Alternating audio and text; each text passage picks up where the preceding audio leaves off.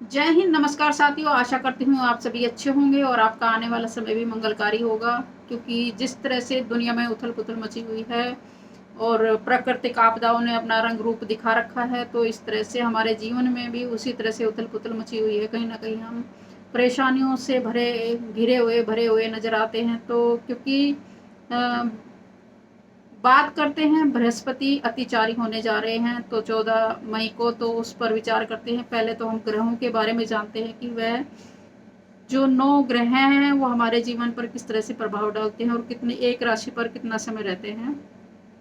सूर्य एक राशि में 1 महीना रहते हैं, तो और चंद्रमा 2.5 दिन रहते हैं। इस तरह से मंगल 45 दिन रहते हैं, बुध 30 दिन रहते हैं, शुक्र 27 दिन रहते हैं और बृहस्पति 1 साल रहता है एक राशि पर। और राहु केतु 18 महीने रहते हैं और शनि एक राशि पर 2.5 साल रहते हैं। तो इस तरह से जो शनि है और बृहस्पति है वो हमारे जीवन पर बहुत गहरा प्रभाव डालते हैं, क्योंकि बृहस्पति हम खुद जीव कारक हैं और शनि हमने जो प्रारब्ध में कर्म किए होते हैं उसके अकॉर्डिंग हमें न्याय देते हैं और उसके अकॉर्डिंग ही हमें जीवन यापन में परेशानियों का सामना करना पड़ता है, क्योंकि जो प्रारब्ध में हमने कर्म किए हैं उसके अकॉर्डिंग ही हमें जन्म निहित होता है और उसी के अकॉर्डिंग हम चलते इर्द गिर्द घूमते हुए नजर आते हैं उन्हीं कर्मों के अनुसार। अगर हम अपने कर्मों को अच्छा कर लेते हैं तो कहीं ना कहीं हमें उन परेशानियों से थोड़ा बहुत निदान मिल जाता है। तो कुछ कर्म ऐसे होते हैं जो कि निश्चित है, जो हमें भोगने ही भोगने पड़ेंगे, लेकिन कुछ उपायों के जरिए से हम, जैसे कि तलवार लगने वाली होती है, तो कहीं ना कहीं वो छोटे चाकू की धार से हमारा कर्म कम हो जाता है, लेकिन उसकी धार ज़रूर लगनी होती है। तो इस तरह से हम अपने जीवन में जो हमने प्रारब्ध में कर्म किए हैं, अच्छे या बुरे, उसका इस जीवन में हमें भोग विलास मिलता है। तो इसी तरह से अपने जीवन में किस तरह से हम बदलाव लेकर आ सकते हैं उस पर विचार करते हैं। अभी गुरु की प्रवृत्ति को देखते हैं कि गुरु अतिचारी होते हैं तो किस तरह से वो हमारे जीवन में उथल पुथल मचाते हैं और उसका क्या प्रभाव रहने वाला है उस पर विचार करते हैं, क्योंकि गुरु जीव कारक है और हमारे जीवन में कहीं ना कहीं अहम रोल निभाते हैं गुरु।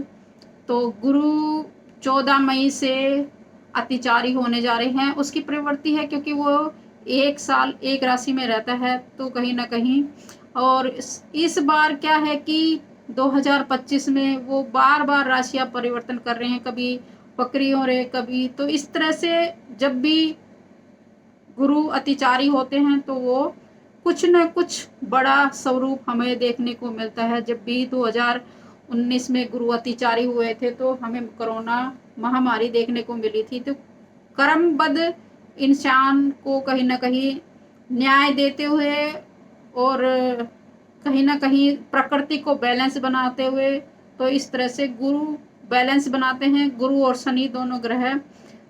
तो इस तरह से गुरु अतिचारी हो रहे हैं तो इसका बहुत बड़ा हमारे जीवन पर प्रभाव रहने वाला है, क्योंकि 10 जून को फिर अस्त हो रहे हैं पश्चिम दिशा में। तो पश्चिम दिशा में अस्त हो रहे हैं तो पश्चिम दिशा के लिए काफ़ी चिंताजनक समय रहने वाला है और फिर 6 जुलाई को पूर्व में उदय होंगे। तो इस तरह से मृगशिरा नक्षत्र में जाने वाले हैं, तो जो कि किस तरह से उसका आम मनुष्य पर अगर देखा जाए तो प्रभाव रहने वाला है, क्योंकि मृगशिरा नक्षत्र है जो एलर्जी का है, त्वचा रोग देता है, त्रिदोष देता है, तो इस तरह से उसका प्रभाव रहने वाला है। तो अगर गुरु की बात करें तो कमर दर्द, गुर्दा रोग, कफ, स्नायु रोग इत्यादि नस नाड़ी वाली जो रोग हैं वो देते हैं। तो इस तरह से कफ, मधुमेह, पीलिया, लीवर, पाचन क्रियाएं, हार्मोन्स, किडनी, जीभ और हर्निया से रिलेटेड प्रॉब्लम हमें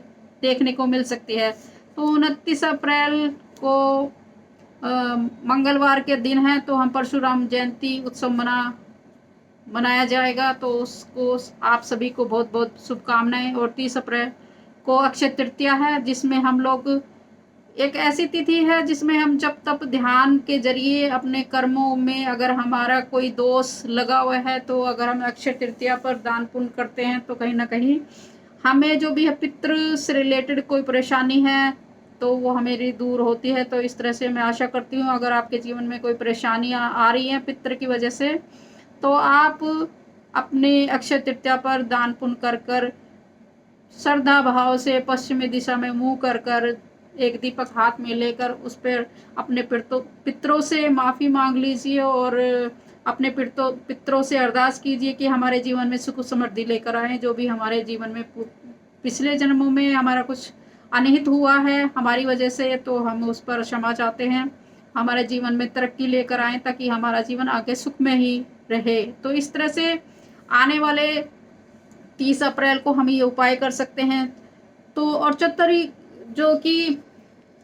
चतुर्ग्रही योग के कारण भी हमारे जीवन में कहीं ना कहीं किस तरह से प्रभाव रहने वाला है उस पर भी विचार करते हैं, क्योंकि विश्व में तथा देश में प्राकृतिक आपदाएं तो आपको देखने को मिल ही रही हैं। तो इस तरह से उनकी भी आगे बढ़ोतरी होगी।